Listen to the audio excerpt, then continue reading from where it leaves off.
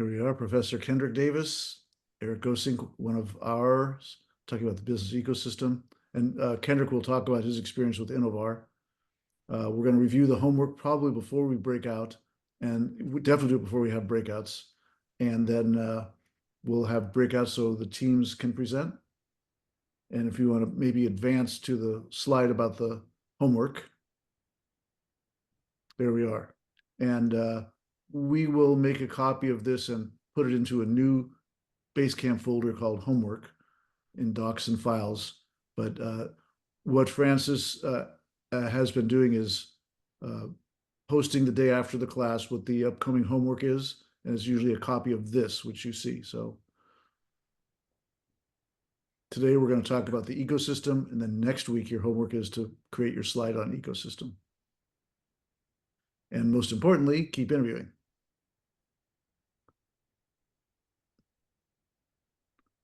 So, okay, hopefully we've got a chance to at least glance at that. And so for this is the order of presenters. And otter sample I put next to last. I would have normally put them first, but I pushed them back away because one of the team members, important team member, the entrepreneur lead, may be a little bit late. And so feel safe, you may get pushed up if otter sample still is not present at 6:30, but I think they will be. Breakout room number 2, I'll be doing that one. And then breakout room 3 is Steve Sharp and his teams. And then there's some other teams. Okay, so that's the order of things. Before we move that, I want to take a picture of it, especially since I'm going to be in one of those teams. Okay, so without further ado, unless there's any other questions, I think that was the next slide.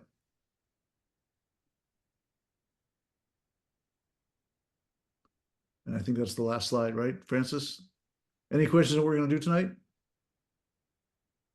Okay, so Kendrick is a definite friend of technology partnerships, and I consider him a friend of mine as well. He's a professor, but he's also an entrepreneur and someone who's a wonderful scientist and social scientist, and has been at the School of Medicine, I think, since its founding, and has had various roles there, including management. And I think he's found his spot, which is he likes professing and researching. And he has completed our program, and he's going to talk about that, but he's accomplished so much more for the School of Medicine, a real find for the university, and we're fortunate to have him among us. So Kendrick, we've got you down for the first half hour, and we're starting about 10 minutes late, so you can either you can go another few minutes past the 5:30 time that we talked about if you'd like to, but let us know if you want us to ask questions during your presentation or save them till the end. And I think Kendrick has his own slides, or if not, he wants the full screen. No, I don't need any slides. Good evening, family, especially UCR, INNOVAR family, OTP family. I want to do this very appropriately at the very beginning. Aside of introducing myself, something that I learned from INNOVAR, and it only further underscored the importance of a lesson I've learned a long time ago. It was how important team members are. So I am not presenting alone. I'm presenting with my CEO, who is Margarita Monge. I would not have even been in this program if it weren't for her. And I want to say that appropriately, because contextually, I wouldn't have been in the program if it weren't for Jay. But Margarita was literally the segue for me getting back into the program. And that's a little bit of my history, which I'll tell briefly, since I do have half an hour. And I'll make sure that I'm as captivating as the background behind me. So a little history before I get into much of my introduction. I tried to do INNOVAR, goodness, Jay, was that 2018?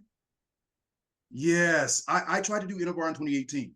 I became Associate Dean of Assessment and Evaluation, the founding Associate Dean of Assessment and Evaluation in the School of Medicine at UCR in 2016. So I was still new to that experience. My partner, colleague, and friend for a good while, David Lowe, helped found the school, and we've been in this bad boy together since 2012, and he was even here before me because he's biomedical science founding, one of the founding faculty. So to the point, I got into INNOVAR over my head. got into the program. It's like Baby Shark Tank. So for any of you who are in the earlier stages of this, Margarita and I have been calling it that the entire time because it really is that. And I don't mean any harm, but it's grueling. And the truth of the matter is, it's like anything else that you do when you are tested deeply, then you learn a lot. But the first time I couldn't get through the program, I think I was here maybe 2 weeks, maybe 3. My son and I had come up with this idea that he had about an automatic U-turn signal that needed to be placed in vehicles for safety.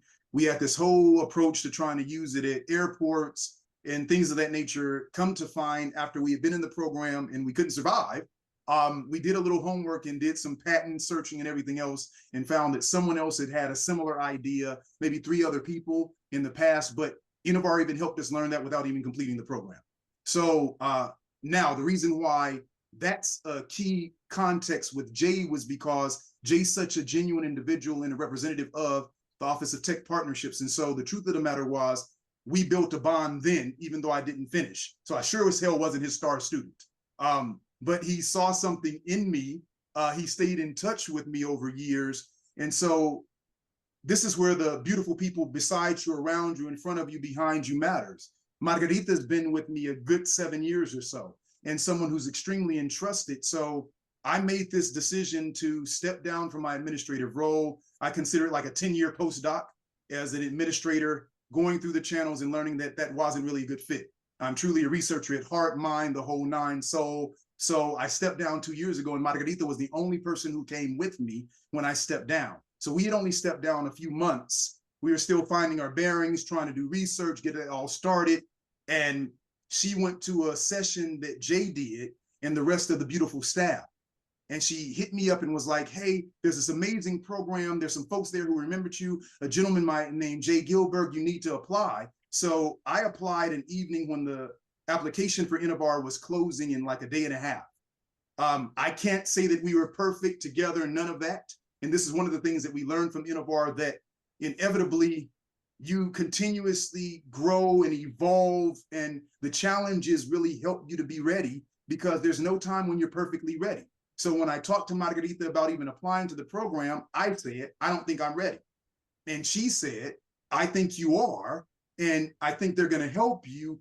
You need to go ahead and step into this. And she was like, I'll support you and basically go through the entire grueling experience with you. And so that's the way I wanted to open this. This is a little backstory. So that's who I am a little bit in terms of the history, but I want to introduce Margarita appropriately, because you can kind of see how much I value her just a little bit. It's far more than that.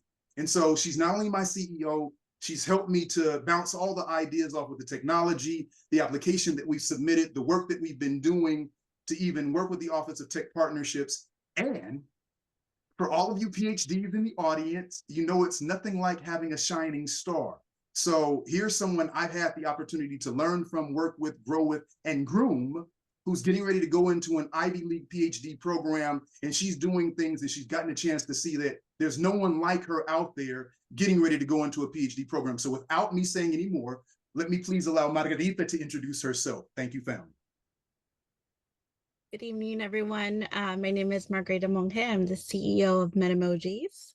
Metamojis is an AI psychometric digital screening technology that serves to collect emoji-based psychometric data. And this is in partnership with Kendrick Davis, who has been my mentor the entire time I've been working alongside him. This program really, truly kind of revolutionized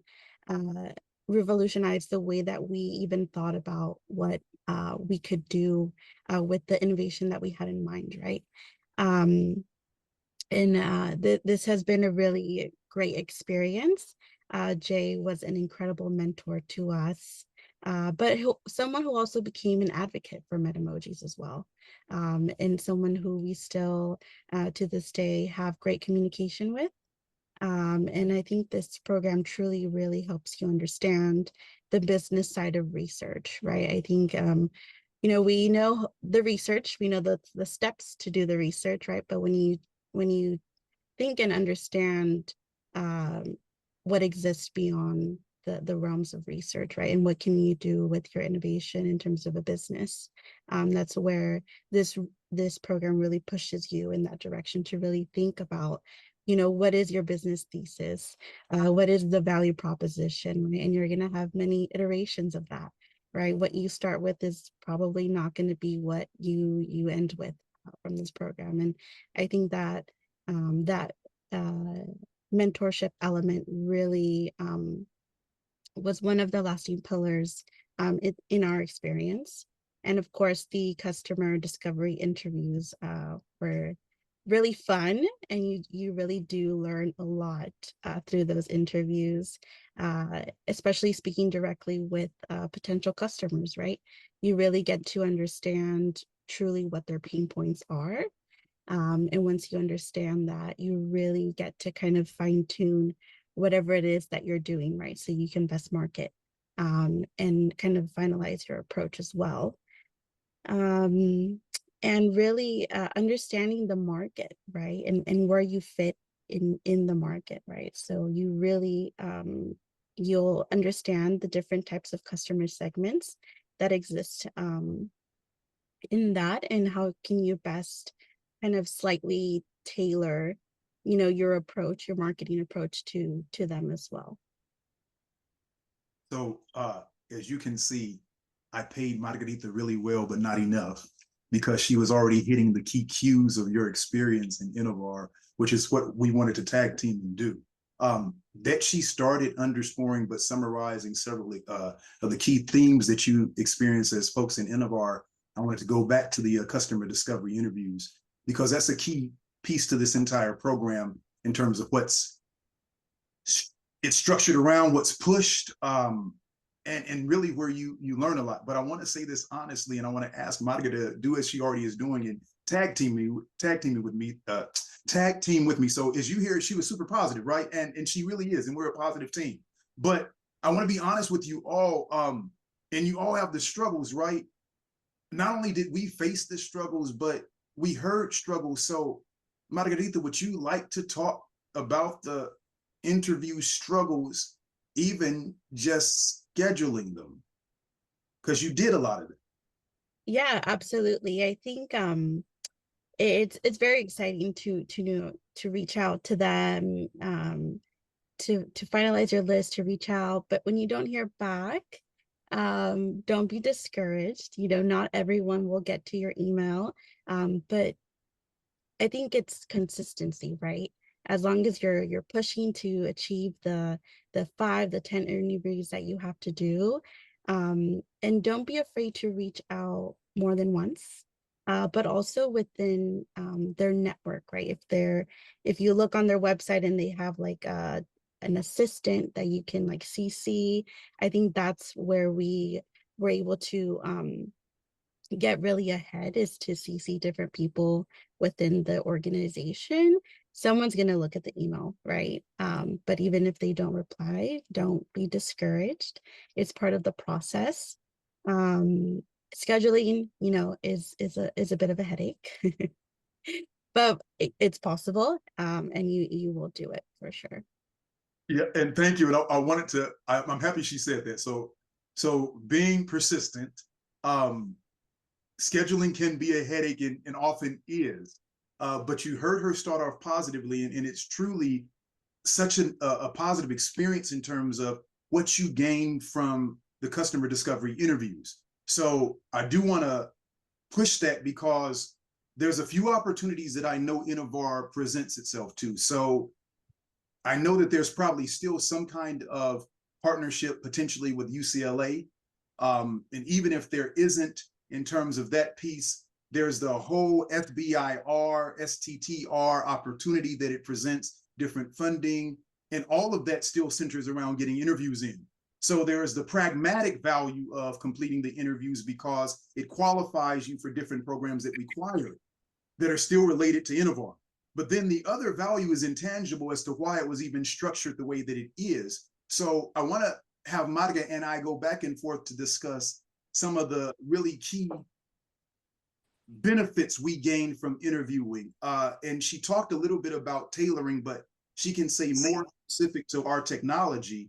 But then I think you guys will probably benefit from also hearing some level of, because Marga, you'll correct me if I'm wrong, but it may not be pure pivoting, but inevitably we're calibrating in such a manner to where the term pivot still might be applicable. And so to allow you to first answer the question, would you like to share a few major benefits that came from the customer discovery as well? Yeah, I think one of the biggest benefit, right, is you get to hear exactly from their mouth what their pain points are, what their experiences are currently with, for example, we have technology, right? So what the current software issues were, what they wanted from, what they were looking for, what's not working currently. So it's really interesting when you get an opportunity to hear exactly from your potential customers, right? What they're looking for. Um, and without kind of leading them, right, you really get to see kind of what their daily struggles. And I think that's really how you understand the market. It's different when you do the research, right, and you see the stats, you see the numbers. That's of course very important. But when you hear from the people who are, in the background doing the work, using the technology, using the devices, using, whatever it is, I think that's really where mostly where the value lies. No, that was beautiful. And so one of the things that I remember hearing in the program was literally now in terms of us as researchers, we tend to think that what we're doing is important, and it is. That's different from it being valuable to a customer segment who would use it. And so learning that from the customer interviews is critical, because I think we're all brilliant. And I think many of you are geniuses, right? And so inevitably what you do is brilliant, so that it means that it's a pretty great idea. That's different from it being marketable and useful and valuable to customer segments, even one that you actually discover from interviewing them. And so I wanted to stress that piece of our experience as well. I know something else that I thought might be really useful to stress, aside of the different thematic components of the program, was what Monica was already doing so well initially, and was talking about the mentorship and support that you receive. So it allows us to both honor that Jay has been our long-term mentor. David Pearson has played a critical role in mentoring us. Frank has played a critical role in mentoring us. Scott has come back and forth and mentored us in different phases of the game. I've worked directly with Grace and Nelson on developing our patent and going through the entire process. And we're 2 years removed from the program already, completely within the next couple of months, yet we're still directly in touch. We get information about programs and funding that we could pursue, and then support in doing so. So please get the most out of the program. It's very similar to much of our experiences as students in a university setting at some point in our lives. And if you really shift the broadening lens to say, well, we're all lifelong learners, then you know that one of the maximum benefits of being in a university is utilizing the resources available to you. So the mentorship, the entire program, is a amazing resource that we continue to gain from. And so I wanted to stress that as well. Without Marga and I talking the entire time, I think we're engaging. I may not be as engaging as this view, but we can answer questions that might make this more interactive and interesting beyond what we could already highlight and share from our experiences in the program. And we didn't just get through the program. We went through Zap. We went through Boom. Is that the right ones? Zap Yes. and Boom? Yes. Man, it sounds like hip hop, and I can't help but to go to my hip hop roots and want to actually start with some BDP. Forgive me. But ultimately, we went through those programs. We were one of the winning teams in INNOVAR. Marga, again, literally the very first day she nudged me and said, we're going to be a winning team. And we worked exceptionally hard to make that happen. We continue to grow our research, our technology. We're on an NIH grant where we're using our emoji innovation to evaluate aspects of the program, but also using it in research. Our research has expanded. So the program was literally critical and pivotal to all of the things that have developed and continue to help us in terms of benefiting our entire endeavor. So I'll stop talking for a moment. Jay, maybe this is a great time for questions, unless there's anything else you'd like to underscore or stress, Monica. Yeah, so go ahead, students and mentors, just raise your hand and we'll go in the order that we have. And by the way, the mini funding that we gave Metamojis is available now to every participant that completes our program. We've been able to expand our offering for that. So you're one of the early recipients, and those are the days when you had to prove your worth to get it. Now you just have to be satisfactory. Well, sometimes competition breeds some beautiful outcomes. So I'll take that as it pushed us more, which is cool. It definitely did. It definitely did. And there is an end of the line when you don't keep improving. Just Real, yeah, go. There might be a question in chat. So in terms of the pivot, what was your original idea and what has it become now? And how did customer discovery change that? What did you learn about your business model that changed because of interviewing? Wow. Monica, do you want to start? I'm not trying to put you on the spot, but too many thoughts came to mind. No worries. So we actually interviewed medical directors at the different UCs. That was one of our biggest kind of customer targets, right? And we learned kind of the pitfalls that exist within electronic health records. Not everything is as streamlined as we actually thought.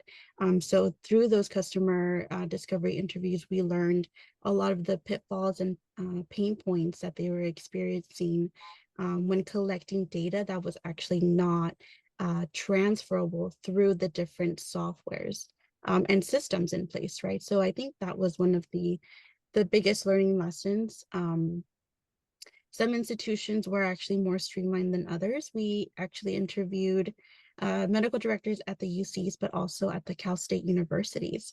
And we kind of were able to really see kind of the discrepancies that exist among both educational systems. And I see a question, Jay. I just wanted to answer to back Margarita up, and then I would love to take the question from Eric.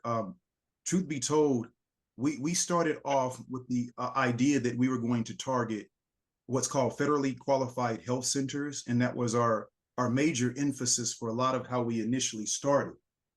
But we also had a simultaneous research opportunity working with UCR Student Health Services. And those are two different demographics when you talk about patient populations and how they run their data processing, especially when it centers around patients. So we had to pivot immensely because everything we were initially doing was tailored toward FQHCs, which are usually in low-income environments with underinsured, uninsured, homeless populations, but low-income populations, right?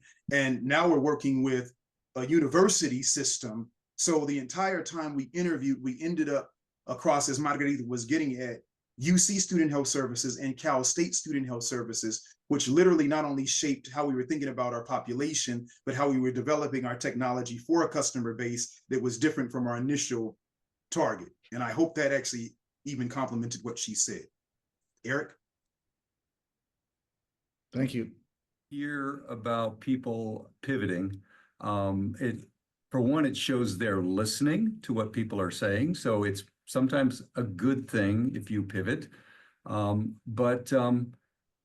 that this has been a long learning experience for you, if you could roll back time and go back and talk to yourself a few years ago, what sort of things would you say to yourself, given that a lot of the folks here are just thinking about taking that same sort of path that you were looking at so many years ago? Oh, I probably would have started this a little earlier, even though I think we're doing wonderfully well, but there's so much to learn, right? So as an example, right now we're working with City of Hope. City of Hope is the 5th largest cancer treatment and research center in the United States. Monica can tell you because she loves numbers in ways like I do in complementary ways. So she looked it up and she's like, they're like a $4.5 billion institution, right? And they do amazing work. Their primary center is out of Duarte, which is right off the 210 freeway. But amazingly, we're working with them now, which is not, this is what I was saying is not pure pivots, but because now we're working with cancer patients in clinical trials. And we started with breast cancer survivors, but there's this opportunity that emerged, right? And as you're in a particular sect, like a region of the broad area that you could find as a customer segment, you might discover all kinds of new things. And that's part of why the interviews are so important. So for us, as an example, now we're working with clinical trials and we're thinking about, okay, how do we take what we are already doing and we made it malleable enough to do this, but there's a set of parameters that are set by clinical trials and cancer research and the patient populations that we're working with.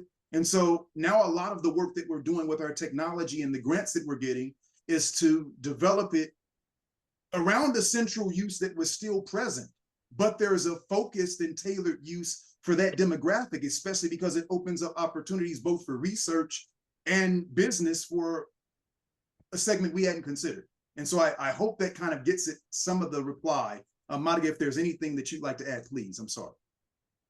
I would say the hardest part is taking that first step, right? And all of you are actively doing that by being in this program.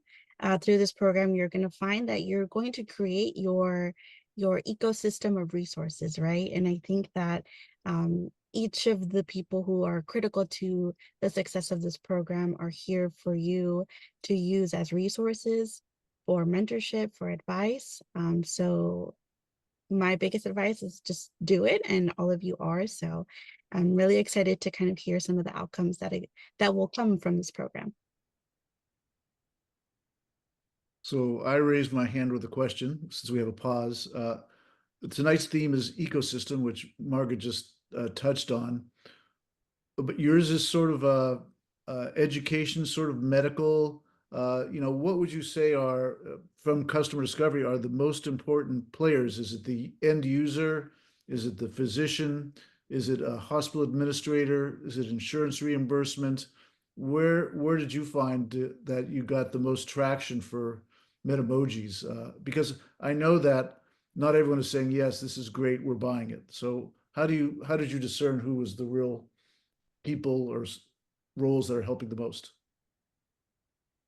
So at one stage, and Margarita can definitely co-sign on this, we had focused on our end user being and this is why she said we interviewed the chief medical directors and we were thinking because we were targeting FQHC, so this is a perfect response to Eric somewhat as well. So we're thinking FQHCs, well, they don't have a lot of staff. So the role that data plays, especially on the patient population, is central to that individual. And that individual is having to submit the reports to the federal government for reimbursements and make sure that they're keeping track of all the data that either the lead nurse and or other folks in that clinical setting are taking. So that's where we originally were, that we thought the chief medical director was going to be the primary person. But the team in INNOVAR kept challenging, well, you also have the end user, and we had gone back and forth in mentorship between, well, do we want to make an app and it be something that would start off being free, but then we could use it with end users, because of course they're going to be far more end users than they're going to be chief medical directors or medical centers that we're working with. So it's wild because now we're still working on that. It's not that it's definitive, right? Even working with the City of Hope would be paying primarily for the technology and using it. And because they do both cancer treatment and research, we're trying to find this niche because there's a value in what we do to all these clinical trials that doesn't exist. But the person who would be paying for it would primarily be the City of Hope, not the cancer or people who are at risk for cancer patients, right? So that's part of my answer, Madiga, just to be fair to it, not putting you on the spot. Yeah, I just also want to highlight the importance of, Jay, please correct me if I'm wrong, but do you call it the influencers or the early adopters? Both. Both. Yes. Okay. Perfect. Yeah, those are very important. I think that Kendrick and I really understand that that they in essence are your advocates, right? Especially with the research that we're doing at the City of Hope. It kind of builds up that excitement around what you're doing, your innovation, but also it builds up momentum. And I think that's really why they're so important and powerful. That was perfect. See why she's my CEO. Thank you. Any other questions for Kendrick? for Marga? One thing I've noticed in this class is that the interview counts are still a little bit low, and that's something Margarita mentioned at the beginning. Uh, Margarita, what was your key to the fact that you were faced with a lot of rejection and not sure where to go initially when you're getting going here? Just keep sending out those emails. Do your research, look up the staff directory, you know, who is really going to be your target people. And I would say email to 3 to 4 people within that organization. Someone is bound to reply. And even if they don't, you know, keep emailing them because they will reply. Thank you, Steve. Yeah, given that this is an epically hard capital market right now, and Scott knows that better than anybody, how are you funding at the get-go? Obviously startups are never flushed with cash, and yet you're doing development work and you're trying to progress. So how are you financing what you've done to date, and what's sort of next for you from a financing point of view? Non-dilutive funding. So we literally have been using grant funds to drive everything that we're doing. And it's innovative enough, but rigorous in many ways to where it's suitable for and attractive to grant funders and partners. And so that's another thing that I would really stress, is that inevitably most of the things that we do are in partnership with someone else, or someone else who has a use of this. There's a team that you can be building around that. And so for us, we've been pursuing non-dilutive funding, and the model that we've been working with Jay and the rest of the team who've been mentoring us on is that we have about a good 5-year window at least to use primarily non-dilutive funding before we have to actually pivot to thinking about any other types of sources of funding. And that helps because we have a really rich research agenda that we're pushing this novel. The only other thing that I want to say. So Kendrick, are those SBIR grants then? I'm sorry to interrupt you. Those are SBIR grants primarily, or other sources of non-dilutive funding? Right now we have NIH grants. We're still on the mostly NIH path. So we're but we're looking to do SBIR. So we've been going back and forth with our MPI and Jay in order to help us. But I wanted to say this real quick, Jay, before we leave that other piece that Madga was discussing about the challenge of interviews. Something that she didn't say, and this is something you guys have to do as teams, is that she'd come back to me almost every week. And when we were struggling, which was a lot, she'd be like, okay, I've emailed them 3 times or 4 times or 5 times and got no responses. Do you have other ideas? And then we brainstorm about other people we could actually add to the list, because everyone doesn't reply. That was all I was going to add. Thank you. Well, that's a great answer. And I will say this because I know you and your idea personally, which is that after a while, it ceased being difficult for you to get interviews. And it started that people were approaching you, and that you don't, this is not a forever problem. It's only an initial problem. Once you've got some legs, then you become an expert in the field, and people want to hear you out and are happy to share their advice and knowledge with you, because at the end of the day, most people want you to be successful because what you're doing is valuable to their patients and to outcomes. So, and I think that applies to everybody in this cohort as well. There's no one here that's doing something that's not going to make the world a better place or solve problems for people who have them. So this is just an initial bump in the road to challenge you to make sure you're serious. It'll stop being your major problem after a little bit. I want to thank Kendrick and Marga for their time. I know that we want to save some time for Eric, and you two are welcome to stay for Eric's talk and for the breakout, so you're also free to go.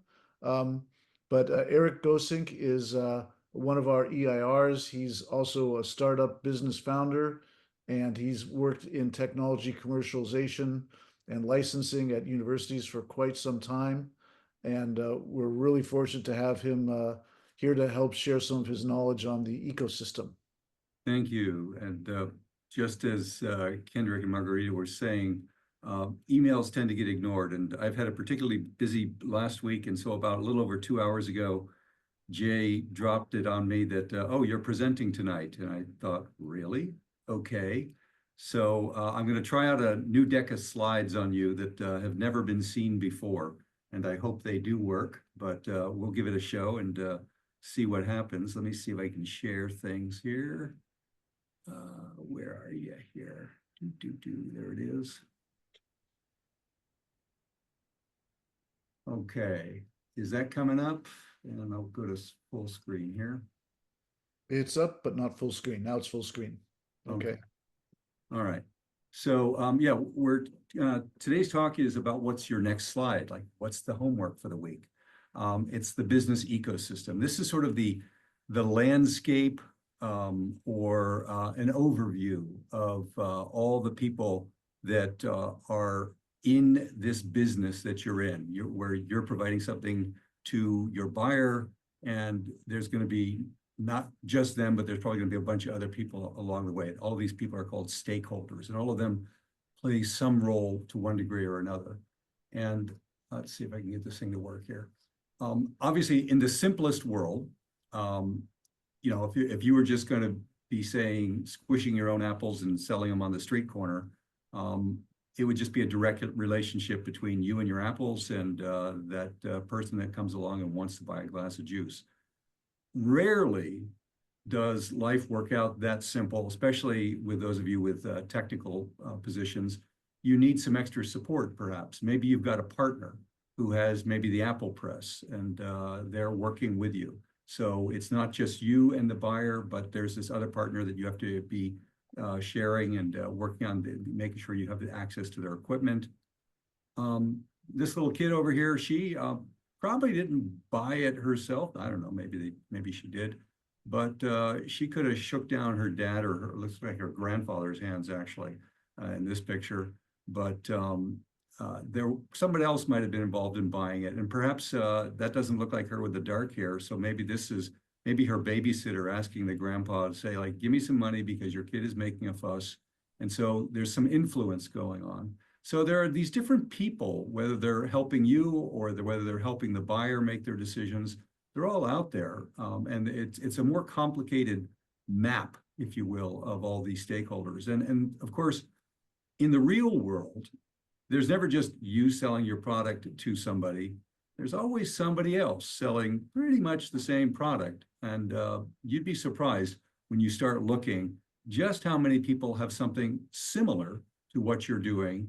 And this is part of the whole class, is to figure out, how do you stand out from them? Why are you different from them? Why is yours better, different, more desirable, more valuable than them?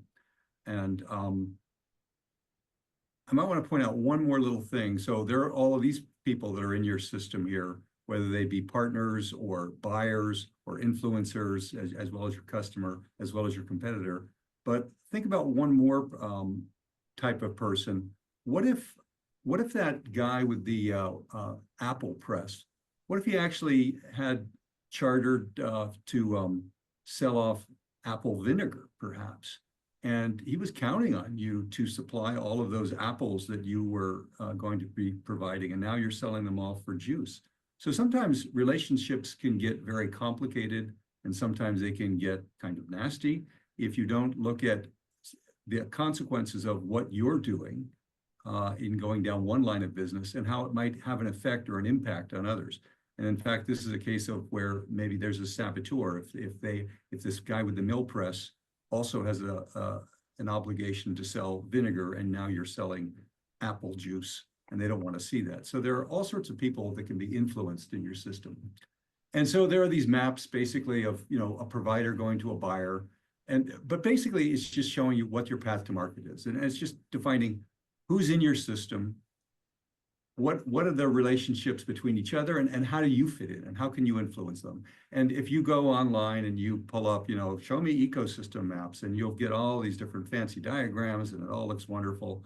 And it's good, but the important part is you want to understand how it works. So you need a map that really shows you the parts, the really basic parts. And that's what we have for this coming week with the instructions.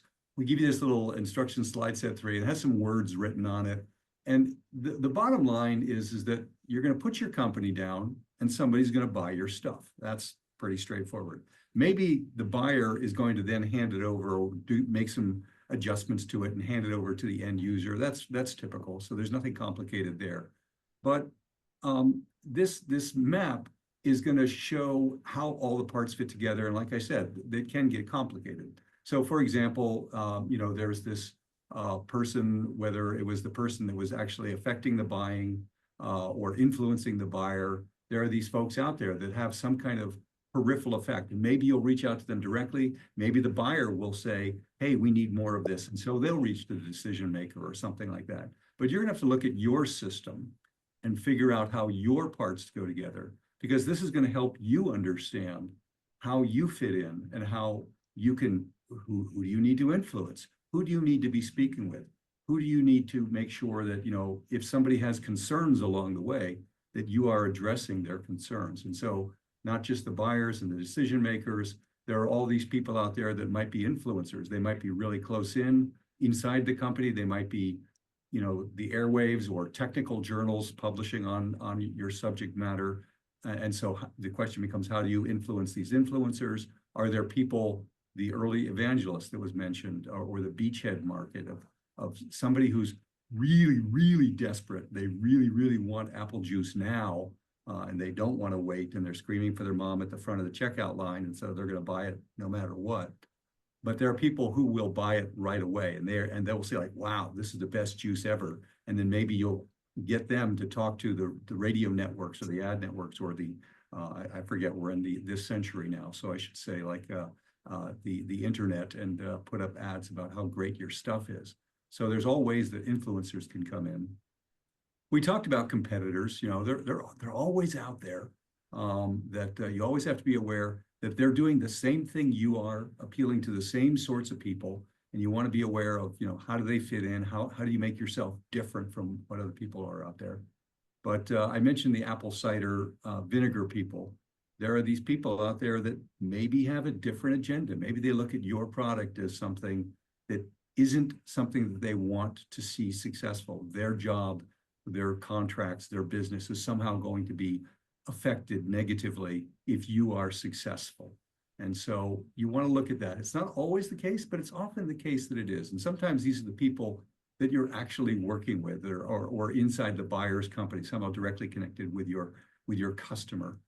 And so they're saying, like, if my customer does that, then they're not going to get more of this stuff that we do. And so they can be very unhappy. All of these are stakeholders. All of them are fair game for you to interview in this class, but we want to try and get you to focus down on who is making the buying decision, either the decision maker or the buyer themselves. Because obviously, if you go around and you talk to everybody, you're going to get different perspectives. And if we were to really make this a full class, we'd ask you to interview maybe 100 people, as 10 saboteurs, 10 buyers, 10 early evangelists, 10 competitors, 10 end users, and so on and so on. But we're going to be nice about this and just have 20. But all of these have valid perspectives. And so you need to take that in mind, that they may be looking at your same product and the way you're affecting the buyer slightly differently as you interview them. So give that some thought as to, I'd like to interview this person. Why would I like to interview them? What sort of perspectives might they bring to the picture that could be useful? And then you put it all down in this network of interactions, so you see how these people all come together. But this is a really boring picture. I was slamming these images together at the last minute, literally just about as class began, I was here. And I said, like, this is ugly. So here's an important thing. Art, back in grade school, art counts, making it look pretty. It counted then, well, it counts again. These ecosystem maps, any kind of business presentation that you make to anybody, you want it to be pretty darn clear, pretty nice to look at, as well as easy to understand. So having a bunch of ugly same colored boxes on the page is probably not so good. You want something that sort of puts things in reference that's easier to understand. That's the important point, is use your artistic talents to make this easy to understand. And this is one of the such examples where we've got this company, Idle. Can you see my mouse moving? I'm not sure if you can. Yeah, okay, I see a waving finger. You've got this one company. I'm going to criticize this slide. It's hard to find out where the company is, but there they are. They're the one circle in the middle there. and they're selling this some sort of, I think it's some sort of treated carbon to the water treatment plants. And all of these folks are in the water treatment plant. So I like the way that they did this job of saying, here's one organization all in one big box, even though there's different types of people in this water. So was that a question, or was that just a clearing of the throat? But outside of it, there may be people in the city and the regulators that can all have some direct effect on what sort of decisions they're going to make within this water treatment plant, whether they're going to use your system. And then you've got these coal plants that are, you know, this is the saboteur out here. And then there are these other competitors that have other activated carbon. But the coal plants may have been saying, actually, I'm trying to think why they would be, I don't know the job of idle resource. So I'm going to skip this one and jump right to my other slide, because this is breast cancer diagnostics, and it's a medical technology. So this is more of my field, so I can understand it better, as opposed to this one, which I don't know what they're selling, so I can't make a comment on it. But they're all on there on the page, and they can be somewhat scattered around. But this one, I understand, where we've got this company that has come up with a new breast cancer diagnostic, and they're going to sell to the diagnostic company. So they wanted a distributor for them, and they're going to license it out. And that company president there at the diagnostics company has their own concerns. They're going to go to their end users, which are, you know, they're going to be selling to these hospitals and to the physicians, which are going to be paid by the insurance companies. And the final end user out there is not the diagnostic company that they're selling to. It's not the hospital. It's not the doctors. The doctors will use it, but the end user is the person that's being diagnosed. And so that's the women out there. But then here's an interesting observation. The people doing mammography in radiology, they're looking at this saying like, well, we get paid a lot to do these breast cancer exams. And now they're going to come out with some little, I don't know, maybe this is a PCR diagnostic or something like that. And so with this little test strip, they're going to get an answer that is going to affect our business of doing these radiology exams. So there's a very good example of a saboteur that they probably are still within the hospital. They're a subset of the doctors, and yet they see that they're going to be impacted by your business. So always keep that in mind. That what are the consequences of if I introduce this new thing into the system? Who's going to like it? Who's going to want to pay for it? Who's going to want to buy it? And who's going to be affected by it? And is that going to be a positive or negative effect? So you get this nice set of words. You can just pick up words of all the people that we'd like to see you put on the slides, like I was showing you. You know, make it look nice. We give you a little slide, sort of a template to draw your system, but you know, make it something that is easy to understand. That's the most important thing. That's why you're doing this, is so that you and everyone looking at what you're doing understands how the parts come together, and it gives you a better understanding of, you know, are there certain gaps in what you have and where you want to go that maybe you need to fill in. Maybe you need to reach certain people. Maybe you need to bring in certain resources. Maybe you need to make certain connections, certain distribution channels, or whatever the case may be. You can identify it on this map by putting the pieces together, saying like, oh, to get to this person over here, I need to go through these people. I need to have these people on my side. Who needs to be brought along? That's the importance of doing this map, is to figure out where you are and where you're going. And so with that, I think we may be out of time here, but I see I'm gonna stop sharing because I can't see I see one line of questions. Steve, I had a question for you, Eric. Yep. Steve? Yeah, one thing I'd add, and Metamoji's talked to this, is one of the areas that's often most underdeveloped, and comment on this if you disagree or want to add to it, Eric, but is the influencers. And there's a couple of categories of influencers that virtually that most categories enjoy or have playing active roles. Strategic partners, and Metamoji's talked to this. When you're a startup, you're by definition you're small and you're strapped for cash. You want to find strategic partners, those people that have a stake in your success and you have a stake in theirs, whereby working together you can have win-win solutions. Mm-hmm. So those are key influencers. And many categories have what are called key opinion leaders, product reviewers, bloggers, people like that have their own networks of followers. So if you can find key opinion leaders in your category, that's critical. And then many categories also have third parties whereby compliance is needed, like the FDA or the AQMD or the EPA. So if you're in certain categories, in some cases you have to be compliant with standards that third parties impose. Those are key influencers as well. And again, that's not every category, but many. So make sure on the influencers you spend time thinking about some of these other subcategories, because many of them, many are prevalent for certain types of products, and they're often under considered by the students in the curriculum. And I'm going to give away a hint on something that I always say, because I always deal with the med tech stuff usually. And Steve's exactly right that the FDA is one significant influencer if you have any kind of med tech, or what if it's like a food type thing, and it either has to go through the USDA or the EPA, any kind of regulatory concerns. That obviously they're an influencer, but then the question becomes, can you influence the influencers? And think about it, these regulatory authorities, they're making their decisions based upon what's in the scientific literature out there.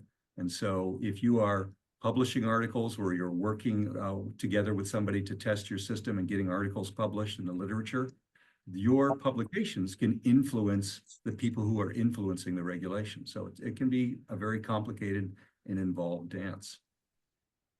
I saw a question come up and then disappeared. There's Kayvon. Thank you, Eric. And yeah, that was my question. You actually brought it up, influencing the influencer. And I was saying, like, based on your knowledge of this, or historically, what's your success rate with that? Maybe in your field, you could just maybe throw out a number. But is there successes? Have you guys witnessed any success, maybe across all the mentors in your different areas, if it's the EPA, FDA for some? I'll let you.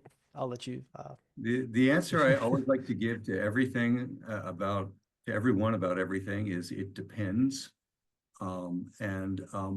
It depends on the organization.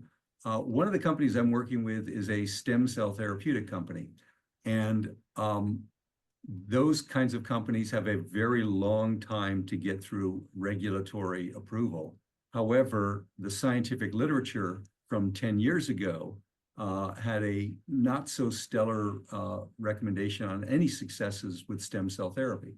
Stem cell therapies are becoming accepted. So as the world changes, as science changes, so do the regulations on what is acceptable or what becomes the gold standard. Oftentimes in diagnostics, they have a shorter time to get to market, but you can compare them. There usually are existing diagnostics, like that oligonostics one that I just showed an example of.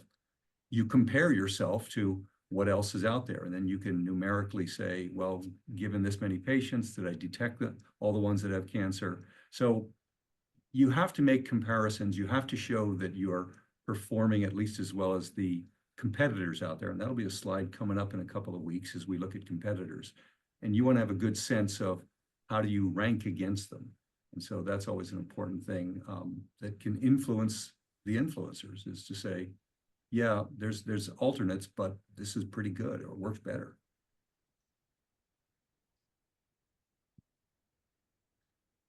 Eric, let me ask one question in terms of your path to market.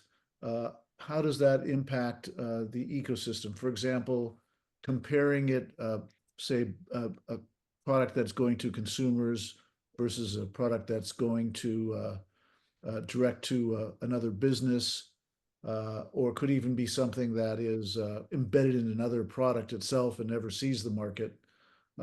How would that impact, in your opinion, different ecosystems? Well, Jay, it depends. And so I mean, these are all rabbit holes that you can definitely get into. And I am glad there are experts who study things like regulatory billings of medical products, where they try and understand how you can get insurance coverage for an item, how it relates to other products that are out there. There are people that try and say the cost benefit of a new gizmo added on. If I had a new windshield wiper to a Ferrari, do I get the whole, 10% of the Ferrari, or do I just get 10% of the windshield wiper sales? Adding incremental things to existing things is always it requires study. You don't just get the whole sales of all cars in the world if you come up with a new Ferrari windshield wiper. So you have to understand your contribution. And realize that the guys that do the injection molding of the rubber and then installing them into the wiper blades into the frames, all of those working parts in the system also are going to expect to get some kind of compensation. So it can get very complicated unless you are just selling apples off your tree to the person walking down the street. Even the person that needs an apple press has to think about how they're going to press the apples. Thank you. Francis, looks like you get the last word. A question for Eric. Your advice to the teams if they have to pivot. What happens to their ecosystems? I'd say that's a question left for the teachers like Jay and Francis to answer. Pivoting is something you should do if you see that it's very clear that your first thoughts aren't going to work. And it's very clear that there's some other real opportunity that you should be going after. Now, that said, maybe it will turn out that some of the people that you have interviewed will have perspectives on a secondary but less important market as compared to what you're pivoting to, which is the real market. And so you can use some of that ecosystem in terms of, say, of that set of customers or stakeholders that you interviewed to see, do they interact with this different market that you're looking at? I would say that Jay and Francis, knowing them, they're going to make you interview 20 more people is what they're going to do. But the reality is, I think that there is some overlap. I hear Scott saying something. Yeah, no, I'm on my 6th startup and we just did a pivot. And I've had to pivot in previous startups. Look, I mean, you don't ever know where the pivot's going to come from. And obviously this class is focused on customer discovery. You can also have a pivot brought on by, for example, the investors may, if you have to have investors, hopefully you don't, but if you have to have investors to be able to get your product to market, they may force a pivot. They may say, oh, you thought you were doing, like to Eric's example before, you thought you were doing this disease with stem cells. Actually, we don't care about that disease. We actually have that happen in one of our UCR spinouts right now, where investor feedback is, we don't care about pancreatic cancer. You need to go after a different indication, and of course the founders are like, what are you talking about? How can you not care about pancreatic cancer? And so like, that's an example of a pivot that's brought on by an outside force out beyond your control. I had a sports tech startup many years ago, and one of our competitors ended up coming out. It was a wearable called the Fuel Band by Nike. Nike ended up getting out of that business and stopping manufacturing the product. And so all the investors told us, well, if Nike can't do it, how can some little startup do it? So we're not going to invest in you. So we had to pivot into a more prosumer sports tech product for the motocross, supercross industry. So the point is, like, you just don't ever really know what's going to force a pivot in your business, but customer discovery is one way to find out, but there's a lot of other things in the future that could affect you and force a pivot. So your business ecosystem is a live document then. Exactly. Changes constantly. Yeah. And that's something that most of you think like, oh, my thing is for pancreatic cancer, or may have a specific application that you think is important. But as you talk to your customers, you may find, or you may realize from the start that it can appeal to different people in different situations. And so you may have different sets of customers, which is a great thing to have. For this class, we are asking that you pick one set of customers to focus on. And if at the end of this class you say, well, we thought this was going to be the most attractive target, but it turns out they really don't have that much of an interest in it. But along the way, we talked with people and they said this other target was attractive. you repeat exactly what you learned and we make you stay behind and do this. No, we don't. But you can use these same lessons that you learned here to repeat the process on this, what you think is a more probable target of customers that you can go after. So the process is what we want you to learn, but we also want you to understand who can you get to and who can you address with your solution. Thank you, Eric. And in the comment box, Ken has mentioned that it does help to, if you're going to have an influence with regulators, to have some evidence when you go in front of them. And customer discovery can help provide that external validation that you're working on something that is solving a real problem in the market. Believe it or not, the FDA doesn't just make stuff up along the way. They may seem like it, but they generally are basing it upon real life empirical evidence. All right. Well, Eric, thank you very much. Let's give Eric a good old UCR INNOVAR applause. And I think we're ready for the breakouts. We actually caught up a couple of minutes, so we're now at 6:05, and hopefully we'll be done by 7 or 7:05. And Francis, I don't know if you want to show that slide again or just send everybody where they're going. And Art and Steve and I will monitor our sessions. Each team has 3 minutes to present, and then up to 7 minutes of comments, for a total of 10 minutes per team. Again, if you go over the 10 minutes, that's all the time we have, just because we want to end at a certain period of time. And to get the most feedback from the mentors, give the quickest answer back to them, or just say thank you, and we'll move on to the next mentor's comments. That's if you want to get the most feedback. If you want to have the most discussion, then just have a conversation with them and get as far as you get. So we've got the 3 breakout rooms. Pretty much everyone is presenting. A couple of teams may not be here or have something, but most are ready to go.